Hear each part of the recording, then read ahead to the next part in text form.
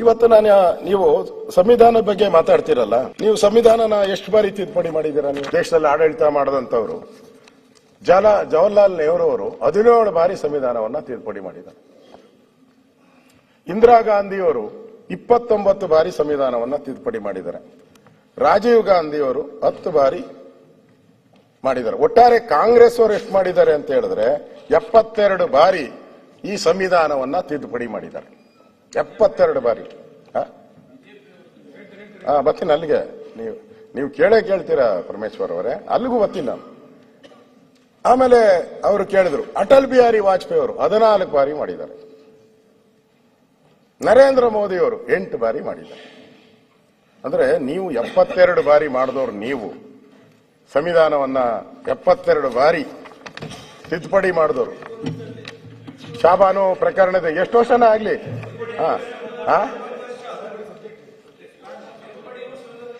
ಯಾವ್ದಾವುದು ನೀವು ತಿದ್ದುಪಡಿನೇ ಬೇರೆ, ಬದಲಾವಣೆ. ಶಾಬಾನು ಪ್ರಕರಣ ಕೋರ್ಟ್ ಸುಪ್ರೀಂ ಕೋರ್ಟ್ ಆದೇಶ ಮಾಡ್ತು ಶಾಬಾನು ಪ್ರಕರಣದಲ್ಲಿ ಮೂಲೆ ಗುಂಪು ಕಟ್ಬಿಟ್ರಿ. ಅಂದ್ರೆ ನೀವು ಯಾವ ಬದಲಾವಣೆಯನ್ನ ನೀವು ಮಾಡಿದೀರಾ, ನೀವು 72 ಬಾರಿ ಬದಲಾವಣೆ ಮಾಡ್ಬಿಟ್ಟು ನರೇಂದ್ರ ಮೋದಿ ಅವರು 8 ಬಾರಿ ಅದನ್ನು ಮೀಸಲಾತಿಯನ್ನ ಮುಂದುವರಿಸುವಂತ ಒಂದು ವಿಧೇಯಕ ಇರ್ಬೋದು, ತಲಾಕ್ ವಿಧೇಯಕ, 370 ಆರ್ಟಿಕಲ್, ಕಾಶ್ಮೀರ ನಮ್ಮದು ಅಂತ ಹೇಳುವಂತ ಆರ್ಟಿಕಲ್, ಇದನ್ನ ನರೇಂದ್ರ ಮೋದಿ ಅವರು ಮಾಡಿದ್ರು. ನೀವು 72 ಬಾರಿ ಸಂವಿಧಾನವನ್ನ ತಿದ್ದುಪಡಿ ಮಾಡಿಬಿಟ್ಟು ಈಗ ತಾವು ಹೇಳ್ತಾ ಇದ್ದೀರಾ ಸಂವಿಧಾನದ ಪರವಾಗಿದ್ದೀರಿ ಅಂತ. ನಾನು ಸಣ್ಣ 2 ಉದಾಹರಣೆಗಳನ್ನು ಕೊಡ್ತೀನಿ ಅಧ್ಯಕ್ಷರೇ.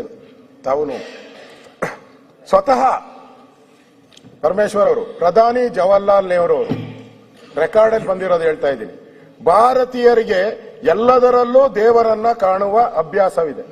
ಜವಾಹರ್ಲಾಲ್ ನೆಹರು, ಭಾರತೀಯರಿಗೆ ಎಲ್ಲದರಲ್ಲೂ ದೇವರನ್ನು ಕಾಣುವ ಅಭ್ಯಾಸವಿದೆ. ನೀವು ಸಂವಿಧಾನವನ್ನು ಕೊಲ್ಲಬೇಕಾದರೆ ಅದನ್ನು ಪರಮ ಪವಿತ್ರವಾಗಿ ಮಾಡಿ. ಆದರೆ ಸಂವಿಧಾನವು ನಿರಂತರವಾಗಿರಬೇಕೆಂದರೆ ಅದನ್ನು ಯಾವಾಗಲೂ ನಾವು ಬದಲಾಯಿಸುತ್ತಿರಬೇಕು ಅಂತ ಸನ್ಮಾನ್ಯ ಗೌರವಾನ್ವಿತ ಜವಾಹರ್ಲಾಲ್ ನೆಹರು ಹೇಳಿರೋದು. ಒಂದು ಕೋಟು. ಬಹುಶಃ ಬಾಬಾ ಸಾಹೇಬರು ಬದುಕಿದ್ದಾಗೆ ಕಾಂಗ್ರೆಸ್ ಅವರು ಅವರಿಗೆ ಗೌರವ ಕೊಟ್ಟಿದ್ದಾರೆ. ಕಾಂಗ್ರೆಸ್ ಅವರು ಬದುಕಿದ್ರು ಆಗ, ಈ ಸಂವಿಧಾನ ತಿದ್ದುಪಡಿ ಆದಾಗ. ಆಗ ಬಾಬಾ ಸಾಹೇಬ್ ಅಂಬೇಡ್ಕರ್ ಅವರು ಹೇಳ್ತಾರೆ, ನನ್ನ ಹತ್ರ ಪುಸ್ತಕನೂ ತಂದಿದ್ದೀನಿ, ಅಲ್ಲಿ ತೋರಿಸ್ತೀನಿ ನಿಮ್ಗೆ. ಒಮ್ಮೆ ಹೇಳ್ತಾರೆ, ನಿಮ್ಗೆ ಅದು ಓದಿದಿರಾ ಅಂತ, ನಾನೇ ಸಂವಿಧಾನವನ್ನು ಸುಟ್ಟು ಬಿಡುತ್ತೇನೆ. ಅಂಬೇಡ್ಕರ್ ಒಂದ್ಸರಿ ಹೇಳಿದ್ದಾರೆ. ಇದೆಲ್ಲ ಆದಾಗ ಮನಸ್ಸಿಗೆ ನೋವಾಗಿ ನಾನೇ ಸಂವಿಧಾನವನ್ನು ಸುಟ್ಟಾಕ್ಬಿಡ್ತೀನಿ ಅಂತ ಹೇಳಿದ್ದಾರೆ. ಅದಾದ್ಮೇಲೆ 1955 ಮಾರ್ಚ್ 15ರಂದು ಸಂಸತ್ತಲ್ಲಿ ಕಲಾಪ ನಡೀತದೆ. ಅದರಲ್ಲಿ ಡಾಕ್ಟರ್ ಅನೂಪ್ ಸಿಂಗ್ ಇದನ್ನ ಪ್ರಶ್ನೆ ಮಾಡ್ತಾರೆ. ಡಾಕ್ಟರ್ ಅಂಬೇಡ್ಕರ್ ಅವರಿಗೆ ಪ್ರಶ್ನೆ ಮಾಡ್ತಾರೆ, ನೀವು ಸಂವಿಧಾನನೇ ಸುಟ್ಟಾಕ್ತೀನಿ ಅಂದ್ರಲ್ಲ.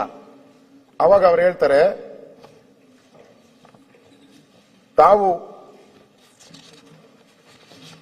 ಆಗ ತರಾತುರಿಯಲ್ಲಿ ನಾನು ಅದರ ಕಾರಣವನ್ನು ತಿಳಿಸಿರಲಿಲ್ಲ. ತರಾತುರಿ ಇತ್ತು, ಅದಕ್ಕೆ ಕಾರಣ ನಾನು ತಿಳಿಸಿರಲಿಲ್ಲ.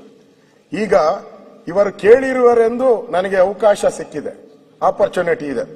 ನಾವು ದೇವಸ್ಥಾನಗಳನ್ನು, ಅವ್ರು ಹೇಳಿರೋದು ಅಂಬೇಡ್ಕರ್, ನಾವು ದೇವಸ್ಥಾನಗಳನ್ನು ದೇವರು ಬರಲಿ ನೆಲೆಸಲಿ ಎಂದು ಕಟ್ಟಿದ್ದೇವೆ. ಆದರೆ ದೇವರನ್ನು ಪ್ರತಿಷ್ಠಾಪಿಸುವ ಮೊದಲೇ ಪಿಚಾಚಿಗಳು ಒಕ್ಕರಿಸಿ ಕೂತಾಗ ದೇವಸ್ಥಾನವನ್ನು ಕೆಡವದೆ ಮತ್ತೇನು ಮಾಡಲು ಸಾಧ್ಯ? ಅಂಬೇಡ್ಕರ್. ನಮಗೆ ಅಸುರ ಶಕ್ತಿಗಳು ಕೂರುವುದು ಬೇಕಿಲ್ಲ, ದೇವರು ಬಂದು ನೆಲೆಸಬೇಕೆಂಬುದು ನಮ್ಮಿಚ್ಛೆ. ಅದೇ ಕಾರಣಕ್ಕೆ ನಾನು ಸಂವಿಧಾನವನ್ನು ಸುಡುತ್ತೇನೆ ಎಂದು ಹೇಳಿದ್ದೆ ಅಂತ ಹೇಳಿ ಅಂಬೇಡ್ಕರ್ ಅವರು ಹೇಳಿದ್ದಾರೆ.